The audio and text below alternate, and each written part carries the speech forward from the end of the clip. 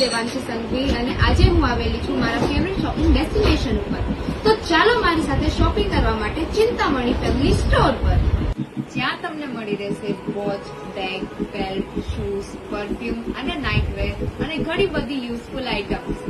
તો હવે તમને જણાવી દઉં છું કે અમારી આ શોપને 25 વર્ષ સક્સેસફુલી પૂરા કર્યા છે અને અમે અમારા બધા કસ્ટમર માટે મસ્ત ઓફરનો ખજાનો લઈને આવ્યા છે.